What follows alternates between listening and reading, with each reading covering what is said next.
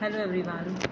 ਅੱਜ ਅਸੀਂ ਬਣਾਵਾਂਗੇ 8ਵੀਂ ਦੀ ਐਸਐਸसी ਦੀ ਸਿਵਿਕਸ ਦਾ ਪਾਠ ਨੰਬਰ 24 ਸੰਵਿਧਾਨ ਅਤੇ ਕਾਨੂੰਨ।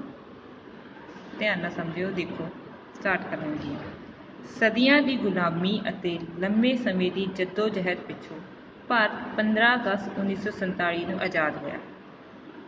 ਇਹ ਸੁਤੰਤਰਤਾ ਅਜੇ ਪੂਰਨ ਨਹੀਂ ਸੀ ਕਿਉਂਕਿ ਭਾਰਤ ਦਾ ਰਾਜ ਪ੍ਰਬੰਧ ਉਹਨਾਂ ਕਾਨੂੰਨਾਂ ਦੁਆਰਾ ਹੀ ਚਲਾਇਆ ਜਾਣਾ ਸੀ ਜਿਹੜੇ ਬ੍ਰਿਟਿਸ਼ ਸੰਸਦ ਦੁਆਰਾ ਭਾਰਤੀਆਂ ਦੀ ਗੁਲਾਮੀ ਦੀਆਂ ਜੰਜੀਰਾਂ ਨੂੰ ਮਜ਼ਬੂਤ ਬਣਾਉਣ ਲਈ ਬਣਾਏ ਗਏ ਸਨ।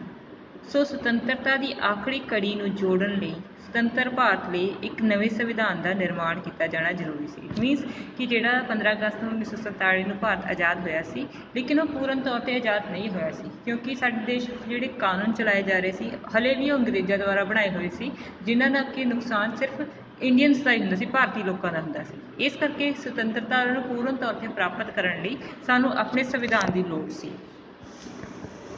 ਤੇ ਦੇਖੋ ਸੰਵਿਧਾਨ ਦਾ ਅਰਥ ਕੀ ਹੁੰਦਾ।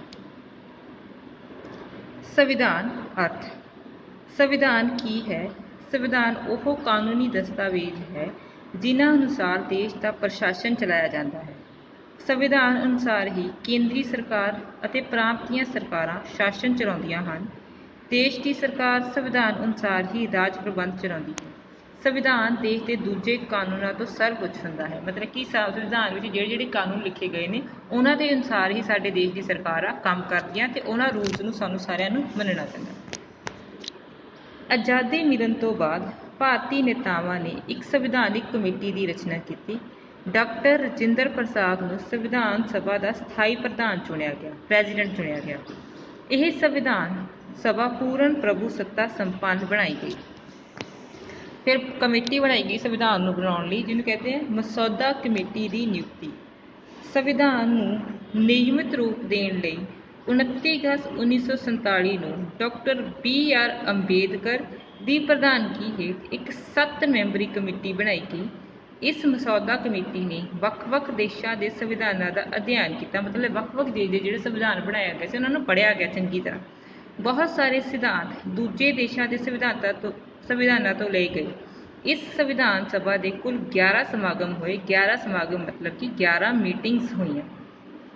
2 ਸਾਲ 11 ਮਹੀਨੇ ਤੇ 18 ਦਿਨਾਂ ਵਿੱਚ ਭਾਰਤੀ ਸੰਵਿਧਾਨ ਤਿਆਰ ਹੋ ਗਿਆ। ਇਹ ਥੋੜਾ ਵੈਰੀ ਸ਼ਾਰਟ ਆਊਗਾ, ਠੀਕ ਆ। ਜਿਹੜੇ ਬਾਕੀ ਸੰਵਿਧਾਨ ਪੜ੍ਹੇ ਗਏ ਸੀ ਉਹਨਾਂ ਵਿੱਚ ਵੀ ਕੁਝ ਕਾਨੂੰਨਾਂ ਨੂੰ ਇਹਦੇ ਵਿੱਚ ਸ਼ਾਮਿਲ ਕੀਤਾ ਗਿਆ ਸੀ। 26 ਜਨਵਰੀ ਦੀ ਮਹੱਤਤਾ ਬਾਰੇ। ਕਿਉਂ ਮਹੱਤਵ 26 ਜਨਵਰੀ ਸਾਡੇ ਲਈ?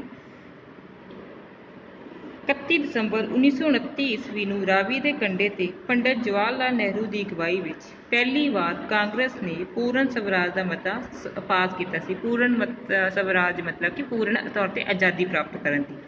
ਤੇ ਇਹ ਘੋਸ਼ਣਾ ਕੀਤੀ ਕਿ 26 ਜਨਵਰੀ 1930 ਦਾ ਦਿਹਾੜਾ ਸਾਰੇ ਭਾਰਤ ਵਿੱਚ ਸੁਤੰਤਰਤਾ ਦਿਵਸ ਦੇ ਰੂਪ ਵਿੱਚ ਮਨਾਇਆ ਜਾਵੇਗਾ। ਇਸ ਤੋਂ ਬਾਅਦ ਹਰ ਸਾਲ 26 ਜਨਵਰੀ ਦਾ ਦਿਹਾੜਾ ਸੰਪੂਰਨ ਆਜ਼ਾਦੀ ਦਿਵਸ ਦੇ ਰੂਪ ਵਿੱਚ ਮਨਾਇਆ ਜਾਂਦਾ ਰਿਹਾ। ਉਦੋਂ ਤੋਂ ਹੀ 26 ਜਨਵਰੀ ਦੀ ਇਤਿਹਾਸਿਕ ਮਹੱਤਤਾ ਨੂੰ ਕਾਇਮ ਰੱਖਦੇ ਹੋਏ ਭਾਵੇਂ ਸੰਵਿਧਾਨ 26 ਨਵੰਬਰ 1949 ਨੂੰ ਤਿਆਰ ਹੋ ਗਿਆ ਸੀ, ਪਰ ਉਸਨੂੰ ਲਾਗੂ ਕਰਨ ਦਾ ਕੰਮ 26 ਜਨਵਰੀ 1950 ਨੂੰ ਕੀਤਾ ਗਿਆ। ਮਤਲਬ ਕਿ ਜਦੋਂ 31 ਪੰਡਿਤ ਜਵਾਹਰ ਲਾਲ ਨਹਿਰੂ ਨੇ ਜਿਹੜਾ 26 ਜਨਵਰੀ ਦਾ ਦਿਹਾੜਾ 1930 ਦੇ ਵਿੱਚ ਪੂਰਨ ਆਜ਼ਾਦੀ ਦੇ ਰੂਪ ਦੇ ਵਿੱਚ ਮਨਾਉਣ ਦਾ ਫੈਸਲਾ ਕੀਤਾ ਸੀ, ਅਤੇ ਉਸੇ ਦੇ ਇਤਿਹਾਸਿਕ ਮਹੱਤਵ ਨੂੰ ਰੱਖਦੇ ਹੋਏ ਜਿਹੜਾ ਕਿ ਸੰਵਿਧਾਨ ਸਾਡਾ 26 ਨਵੰਬਰ 1949 ਨੂੰ ਤਿਆਰ ਹੋ ਗਿਆ ਸੀ, ਬਸ ਉਸ ਦਿਨ ਦੀ ਇਤਿਹਾਸਕਤਾ ਨੂੰ ਬਣਾਈ ਰੱਖਣ ਲਈ ਇਹਨੂੰ 26 ਜਨਵਰੀ 1950 ਨੂੰ ਲਾਗੂ ਕੀਤਾ ਗਿਆ। ਸੰਵਿਧਾਨ ਸਭਾ ਦੀ ਅੰਤਿਮ ਬੈਠਕ 25 ਜਨਵਰੀ 1950 ਨੂੰ ਹੋਈ, ਜਿਸ ਵਿੱਚ ਡਾਕਟਰ ਰਜਿੰਦਰ ਪ੍ਰਸਾਦ ਨੂੰ ਭਾਰਤ ਦਾ ਪਹਿਲਾ ਰਾਸ਼ਟਰਪਤੀ ਚੁਣਿਆ ਗਿਆ। ਇਹ ਵੀ ਇੰਪੋਰਟੈਂਟ ਆ, ਪੁੱਛਿਆ ਜਾ ਸਕਦਾ ਤੁਹਾਨੂੰ। ਇਸ ਤਰ੍ਹਾਂ 26 ਜਨਵਰੀ 1950 ਨੂੰ ਭਾਰਤ ਪੂਰਨ ਰੂਪ ਵਿੱਚ ਪ੍ਰਭੂ ਸੱਤਾ ਸੰਪੰਨ ਲੋਕਤੰਤਰੀ ਗਣਰਾਜ ਬਣ ਗਿਆ। ਕਾਨੂੰਨ ਦੇਖੋ, ਜਿਵੇਂ ਕਿ ਅਸੀਂ ਉੱਪਰ ਪੜ੍ਹ ਚੁੱਕੇ ਹਾਂ, ਸੰਵਿਧਾਨ ਕਾਨੂੰਨੀ ਦਸਤਾਵੇਜ਼ ਹੁੰਦਾ ਹੈ, ਠੀਕ ਆ, ਲਿਖਿਆ ਰਿਟਨ 'ਚ ਹੁੰਦਾ ਹੈ। ਸੰਵਿਧਾਨ ਸਮਾਜਿਕ ਜੀਵਨ ਨੂੰ ਨਿਯਮਿਤ ਕਰਨ ਲਈ ਕਾਨੂੰਨਾਂ ਦਾ ਹੋਣਾ ਜ਼ਰੂਰੀ ਹੈ। ਵੀ ਅਸੀਂ ਸਾਰੇ ਜਿਹੜੇ ਆਪਣਾ ਜੀਵਨ ਆ ਚੰਗੀ ਤਰੀਕੇ ਨਾਲ ਨਿਯਮਾਂ ਦੇ ਅਨੁਸਾਰ ਚਲਾ ਸਕੀਏ, ਉਹਦੇ ਦੇ ਲਈ ਸਾਨੂੰ ਇਹ ਨਿਯਮ ਜ਼ਰੂਰੀ ਨੇ। ਕਾਨੂੰਨ ਅੰਗਰੇਜ਼ੀ ਭਾਸ਼ਾ ਦੇ ਸ਼ਬਦ ਲਾਅ ਦਾ ਅਨੁਵਾਦ ਹੈ। ਲਾਅ ਸ਼ਬਦ ਦੀ ਉਤਪਤੀ ਟਿਊਟੋਨਿਕ ਸ਼ਬਦ ਲੈਕ ਤੋਂ ਹੋਈ, ਜਿਸ ਦਾ ਅਰਥ ਹੈ ਨਿਸ਼ਚਿਤ। ਇਸ ਲਈ ਕਾਨੂੰਨ ਸ਼ਬਦ ਦਾ ਅਰਥ ਕਿਸੇ ਵੀ ਨਿਸ਼ਚਿਤ ਨਿਯਮ ਤੋਂ ਹੈ। ਭਾਰਤੀ ਸੰਵਿਧਾਨ ਅਨੁਸਾਰ ਭਾਰਤ ਵਿੱਚ ਕਾਨੂੰਨ ਦਾ ਸ਼ਾਸਨ ਲਾਗੂ ਕੀਤਾ ਗਿਆ ਹੈ। ਫਿਰ ਆ ਗਿਆ ਸੰਵਿਧਾਨ ਦੀ ਭੂਮਿਕਾ ਕੀ ਹੈ ਸਾਡੇ 'ਚ। ਦੇਸ਼ ਵਿੱਚ ਸਾਡੇ ਜੀਵਨ ਵਿੱਚ। ਮਨੁੱਖ ਇੱਕ ਸਮਾਜਿਕ ਪ੍ਰਾਣੀ ਹੈ। ਉਹ ਆਪਣੇ ਸੁਭਾਅ ਅਤੇ ਲੋੜਾਂ ਦੀ ਪੂਰਤੀ ਲਈ ਸਮਾਜ ਵਿੱਚ ਰਹਿੰਦਾ ਹੈ। ਉਹ ਬਹੁਤ ਸਾਰੇ ਸਮੁਦਾਇ ਮਤਲਬ ਗਰੁੱਪ, ਸਮੂਹ ਅਤੇ ਸੰਘ ਵੀ ਬਣਾਉਂਦਾ ਹੈ। ਇਹ ਸਾਰੇ ਕਿਸੇ ਨਾ ਕਿਸੇ ਕਾਨੂੰਨ ਅਨੁਸਾਰ ਹੀ ਚਲਾਏ ਜਾਂਦੇ ਹਨ। ਨਿੱਜੀ ਜ਼ਿੰਦਗੀ ਜਿਉਣ ਲਈ ਵੀ ਕਾਨੂੰਨ ਦੀ ਲੋੜ ਹੁੰਦੀ ਹੈ। ਬੱਚਿਓ, ਜ਼ਰਾ ਸੋਚੋ, ਜੇਕਰ ਤੁਹਾਡੇ ਸਕੂਲ ਵਿੱਚ ਕੋਈ ਕਾਨੂੰਨ ਨਾ ਹੋਵੇ ਤਾਂ ਕਿਵੇਂ ਲੱਗੇਗਾ? ਨਾ ਵੇਲੇ ਸਿਰ ਸਵੇਰ ਦੀ ਸਭਾ, ਨਾ ਪੜ੍ਹਾਈ, ਨਾ ਖੇਡਾਂ ਅਤੇ ਨਾ ਹੀ ਕੋਈ ਹੋਰ ਕੰਮਕਾਜ। ਸਕੂਲ ਜੰਗਲ ਵਾਂਗੂ ਲੱਗੇਗਾ। ਸੋ ਹਰ ਸੰਸਥਾ ਨੂੰ ਨਿਯਮਿਤ ਕਰਨ ਲਈ ਕਾਨੂੰਨ ਦੀ ਲੋੜ ਪੈਂਦੀ ਹੈ। ਮਤਲਬ ਕੋਈ ਵੀ ਕਿਸੇ ਵੀ ਸੰਸਥਾ ਨੂੰ, ਆਰਗੇਨਾਈਜੇਸ਼ਨ ਨੂੰ ਚਲਾਉਣ ਦੇ ਲਈ ਰੂਲਸ ਐਂਡ ਰੈਗੂਲੇਸ਼ਨ ਦੀ ਲੋੜ ਹੁੰਦੀ ਹੈ। ਸਾਡੇ ਸਮਾਜ ਦੀ ਇੱਕ ਬੁਰਾਈ ਜਿਹੜੀ ਸਦੀਆਂ ਤੋਂ ਗਰੀਬ ਵਰਗ ਲਈ ਇੱਕ ਸਰਾਪ ਸੀ, ਉਹ ਸੀ ਦਾਜ ਦੀ ਲਾਹਨਤ। ਗਰੀਬ ਵਰਗ ਕਰਜ਼ਾ ਲੈ ਕੇ ਦਾਜ ਦਿੰਦੇ ਸਨ। ਇਹ ਕਰਜ਼ਾ ਪੁਸ਼ਤ ਦਰ ਪੁਸ਼ਤ ਚੱਲਦਾ ਰਹਿੰਦਾ ਸੀ, ਮਤਲਬ ਇੱਕ ਪੀੜ੍ਹੀ ਤੋਂ ਦੂਜੀ ਪੀੜ੍ਹੀ ਤੱਕ ਚੱਲਦਾ ਰਹਿੰਦਾ ਸੀ। ਇਹ ਕਾਰਨ ਸੀ ਕਿ ਇਸਤਰੀ ਜਾਤੀ ਦਾ ਮਾਨ ਸਨਮਾਨ ਸਮਾਜ ਵਿੱਚੋਂ ਘਟ ਗਿਆ। ਦਾਜ ਦੇਣ ਦੇ ਕਾਰਨ ਲੋਕ ਲੜਕੀਆਂ ਨੂੰ ਪੈਦਾ ਕਰਨ ਤੋਂ ਡਰਦੇ ਸੀ, ਗੁਰੇਜ਼ ਕਰਦੇ ਸੀ, ਉਹਨਾਂ ਨੂੰ ਮਾਰ ਦਿੰਦੇ ਸੀ ਅਤੇ ਉਹਨਾਂ ਦਾ ਮਾਨ ਸਨਮਾਨ ਵੀ ਘੱਟ ਹੋ ਗਿਆ ਸੀ। ਲੋਕ ਭਰੂਣ ਹੱਤਿਆ ਕਰਨ ਲੱਗੇ। ਇਸ ਕਾਰਨ ਮੁੰਡਿਆਂ ਦੇ ਮੁਕਾਬਲੇ ਕੁੜੀਆਂ ਦਾ ਅਨੁਪਾਤ ਘਟਿਆ, ਮਤਲਬ ਮੁੰਡਿਆਂ ਦੇ ਮੁਕਾਬਲੇ ਕੁੜੀਆਂ ਦੀ ਗਿਣਤੀ ਘੱਟ ਹੋ ਗਈ। ਸੋ ਸਰਕਾਰ ਨੂੰ ਕਾਨੂੰਨ ਬਣਾਉਣਾ ਪਿਆ। ਇਹ ਦਾਜ ਰੋਕੂ ਕਾਨੂੰਨ 1961 ਵਿੱਚ ਬਣਿਆ। ਇਸ ਕਾਨੂੰਨ ਅਨੁਸਾਰ ਦਾਜ ਲੈਣਾ ਜਾਂ ਦੇਣਾ ਜੁਰਮ ਕਰਾਰ ਦਿੱਤਾ ਗਿਆ। ਇਸ ਕਾਨੂੰਨ ਨੂੰ ਸਖਤੀ ਨਾਲ ਲਾਗੂ ਕਰਨ ਦੀ ਲੋੜ ਹੈ। ਦਾਜ ਦੇ ਸਰਾਪ ਨੂੰ ਖਤਮ ਕਰਨ ਲਈ ਸਾਡਾ ਸਾਰਿਆਂ ਦਾ ਸਹਿਯੋਗ ਜ਼ਰੂਰੀ ਹੈ। ਸੰਵਿਧਾਨ ਨੂੰ ਸਰਵਉੱਚਤਾ ਮਿਲੀ।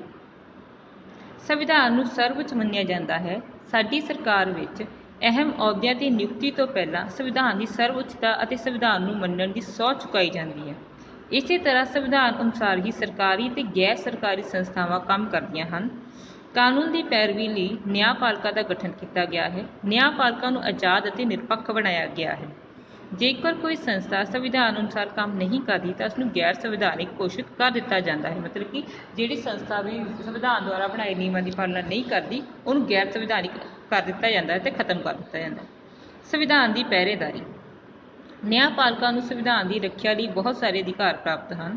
ਉਹਨਾਂ ਵਿੱਚੋਂ ਇੱਕ ਅਹਿਮ ਅਧਿਕਾਰ ਸੰਵਿਧਾਨ ਦੀ ਰੱਖਿਆ ਅਤੇ ਵਿਆਖਿਆ ਦਾ ਅਧਿਕਾਰ ਹੈ। ਮਤਲਬ ਨਿਆਂਪਾਲਿਕਾ ਨੂੰ, ਕੋਰਟਸ ਨੂੰ ਇਹ ਅਧਿਕਾਰ ਦਿੱਤਾ ਗਿਆ ਕਿ ਸਾਡੇ ਸੰਵਿਧਾਨ ਦੇ ਵਿੱਚ ਜਿਹੜੇ ਕਾਨੂੰਨ ਬਣਾਏ ਗਏ ਉਹਨਾਂ ਦੀ ਰੱਖਿਆ ਕਰਨੀ ਹੈ, ਉਹਨਾਂ ਦਾ ਕੋਲ ਅਧਿਕਾਰ ਹੈ। ਨਿਆਂਪਾਲਿਕਾ ਨੂੰ ਇੱਕ ਨਿਆਇਕ ਪੁਨਰ ਨਿਰੀਖਣ ਦਾ ਅਧਿਕਾਰ ਦਿੱਤਾ ਗਿਆ ਹੈ। ਇਸ ਅਧਿਕਾਰ ਦਾ ਅਰਥ ਹੈ ਕਿ ਜੇਕਰ ਕਿਸੇ ਵਿਧਾਨ ਮੰਡਲ ਵੱਲੋਂ ਬਣਾਇਆ ਕਾਨੂੰਨ ਜਾਂ ਕਾਰਜਪਾਲਿਕਾ ਦੁਆਰਾ ਜਾਰੀ ਕੀਤੇ ਗਏ ਆਦੇਸ਼ ਸੰਵਿਧਾਨ ਦੇ ਅਨੁਛੇਦ ਜਾਂ ਧਾਰਾ ਦੀ ਉਲੰਘਣਾ ਕਰਦੇ ਹਨ, ਮਤਲਬ ਰੂਲ ਨੂੰ ਤੋੜਦੇ ਨਾ, ਤਾਂ ਅਜਿਹੇ ਕਾਨੂੰਨ ਜਾਂ ਆਦੇਸ਼ਾਂ ਨੂੰ ਨਿਆਂਪਾਲਿਕਾ ਅਸੰਵਿਧਾਨਿਕ ਘੋਸ਼ਿਤ ਕਰ ਸਕਦੀ ਹੈ ਜਾਂ ਰੱਦ ਕਰ ਸਕਦੀ ਹੈ। ਨਿਆਂਪਾਲਿਕਾ ਨੂੰ ਨਿਰਪੱਖ ਅਤੇ ਆਜ਼ਾਦ ਬਣਾਉਣ ਲਈ ਸੰਵਿਧਾਨ ਰਾਹੀਂ ਕਈ ਕਦਮ ਚੁੱਕੇ ਗਏ ਹਨ। ਨਿਰਪੱਖ ਮਤਲਬ ਕਿ ਕਿਸੇ ਦਾ ਪੱਖ ਨਹੀਂ ਲੈਣਾ, ਲਾਭ ਦੇ ਵਿੱਚ ਨਹੀਂ ਆਉਣਾ, ਲਾਲਚ ਨਹੀਂ ਕਰਨਾ ਕਿਸੇ ਚੀਜ਼ ਦਾ, ਕਿਸੇ ਦੇ ਦਬਾਅ ਅੰਡਰ ਨਹੀਂ ਆਉਣਾ। ਮਿਸਾਲ ਵਜੋਂ ਜੱਜਾਂ ਦੀ ਨਿਯੁਕਤੀ, ਤਨਖਾਹ, ਭੱਤੇ, ਕਾਰਜਕਾਲ ਮਤਲਬ ਕਿ ਕਿੰਨੇ ਚਿਰ ਉਹ ਆਪਣੇ ਅਹੁਦੇ 'ਤੇ ਰਹੂਗਾ, ਬਾਕੀ ਕਰਮਚਾਰੀਆਂ ਤੋਂ ਵੱਖ ਕੀਤੇ ਗਏ ਹਨ। ਸੰਵਿਧਾਨ ਅਤੇ ਲੋਕਤੰਤਰ। ਸੰਵਿਧਾਨ ਅਨੁਸਾਰ ਸਾਡੇ ਦੇਸ਼ ਵਿੱਚ ਪੂਰਨ ਲੋਕਤੰਤਰੀ ਢਾਂਚਾ ਲਾਗੂ ਕੀਤਾ ਹੈ। ਨਾਗਰਿਕਾਂ ਨੂੰ ਬਹੁਤ ਸਾਰੇ ਅਧਿਕਾਰ ਦਿੱਤੇ ਗਏ ਹਨ। ਇੱਕ ਅਧਿਕਾਰ ਸਰਕਾਰ ਦੀ ਆਲੋਚਨਾ ਕਰਨ ਦਾ ਵੀ ਦਿੱਤਾ ਗਿਆ ਹੈ। ਜਦੋਂ ਕੋਈ ਸਰਕਾਰ ਲੋਕਾਂ ਦੇ ਹਿੱਤਾਂ ਦੇ ਖਿਲਾਫ ਕਾਨੂੰਨ ਬਣਾਉਂਦੀ ਹੈ, ਅਧਿਕਾਰਾਂ ਦੇ ਖਿਲਾਫ, ਤਾਂ ਲੋਕ ਇਸ ਦਾ ਵਿਰੋਧ ਕਰ ਸਕਦੇ ਹਨ। 15 ਅਗਸਤ 1947 ਤੋਂ ਪਹਿਲਾਂ ਭਾਵੇਂ ਅਸੀਂ ਗੁਲਾਮ ਸੀ, ਤਾਂ ਉਸ ਵੇਲੇ ਵੀ ਬ੍ਰਿਟਿਸ਼ ਸਰਕਾਰ ਦੁਆਰਾ ਬਣਾਏ ਕਾਲੇ ਕਾਨੂੰਨ ਦੀ ਵਿਰੋਧਤਾ ਕੀਤੀ ਗਈ ਸੀ, ਜਿਹਦੇ ਨਾਲ ਸਾਨੂੰ ਨੁਕਸਾਨ ਹੋ ਰਿਹਾ ਸੀ।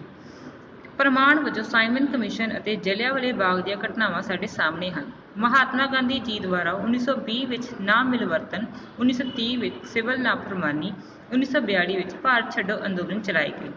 ਇਸ ਤੋਂ ਪਹਿਲਾਂ 1905 ਵਿੱਚ ਬੰਗਾਲ ਦੀ ਵੰਡ ਦੀ ਵਿਰੋਧਤਾ ਕੀਤੀ ਗਈ। ਫਿਰ ਆ ਗਿਆ ਬ੍ਰਿਟਿਸ਼ ਸਰਕਾਰ ਵੱਲੋਂ ਬਣਾਏ ਸਮਾਨ ਨੂੰ ਨਾ ਵਰਤਣਾ, ਉਹਨਾਂ ਦੇ ਬਣਾਏ ਕੱਪੜੇ ਨਾ ਪਾਉਣੇ ਆਦਿ ਨਾ ਮਿਲਵਰਤਨ ਅੰਦੋਲਨ ਦਾ ਹਿੱਸਾ ਸੀ। ਮਹਾਤਮਾ ਗਾਂਧੀ ਜੀ ਦੀ ਅਗਵਾਈ ਵਿੱਚ 5 ਅਪ੍ਰੈਲ 1930 ਵਿੱਚ ਡਾਂਡੀ ਨਾਮਕ ਸਥਾਨ 'ਤੇ ਲੂਣ ਬਣਾ ਕੇ ਲੂਣ ਕਾਨੂੰਨ ਨੂੰ ਤੋੜਿਆ। ਉੱਥੇ ਸਿਰਫ ਅੰਗਰੇਜ਼ ਲੂਣ ਬਣਾ ਸਕਦੇ ਸੀ, ਇੰਡੀਅਨਸ ਨਹੀਂ। ਅੰਗਰੇਜ਼ੀ ਸਰਕਾਰ ਦਾ ਬਣਾਇਆ ਲੂਣ ਨਸ਼ਟ ਕਰ ਦਿੱਤਾ। ਸਮੁੰਦਰ ਦੇ ਪਾਣੀ ਨੂੰ ਗਰਮ ਕਰਕੇ ਲੂਣ ਬਣਾ ਕੇ ਖਾਣ ਲਈ ਕਿਹਾ ਗਿਆ। ਆਜ਼ਾਦੀ ਤੋਂ ਬਾਅਦ ਵੀ ਕਈ ਅੰਦੋਲਨ ਚਲਾਏ ਗਏ।